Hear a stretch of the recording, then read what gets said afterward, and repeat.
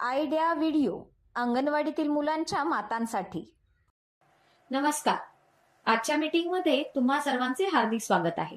मागच्या आठवड्यातील मुलांची सुरक्षा या विषयावर व्हिडिओमध्ये दिलेली माहिती आणि वयोगटानुसार दिलेली वर्कशीट यावर गटात चर्चा करून तुम्ही मुलांसोबत ही कृती केली असेलच. तुमचे विचार आणि अनुभव आम्हाला कळवा. आता आजचे काम सुरू करूया. तोपर्यंत व्हिडिओ इथेच थांबू.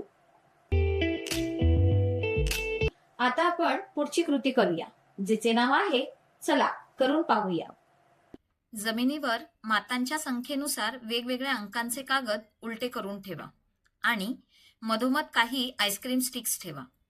आता सर्व माता गोल करून धावतील.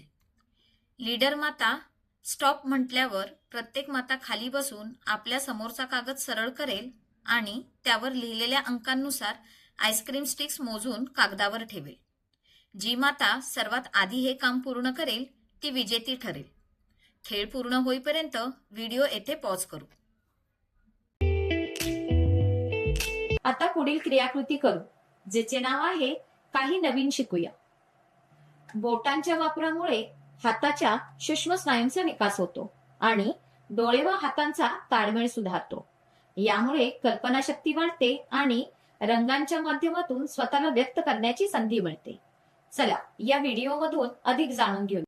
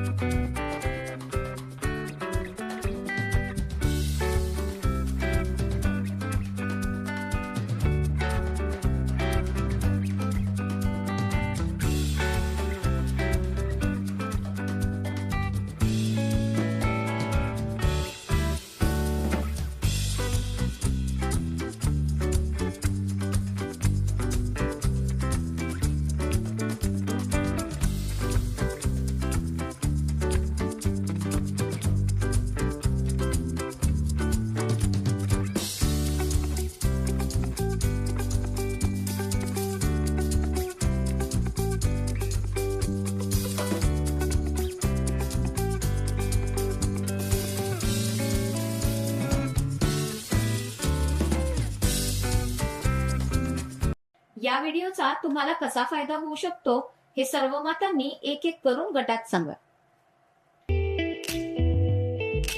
चला आता पुढील क्रियाकृती करू, जिचे नाव आहे घरी जाऊन मुलांकडून करून घ्या. घरी मजेदार खेळ क्रमांक 1.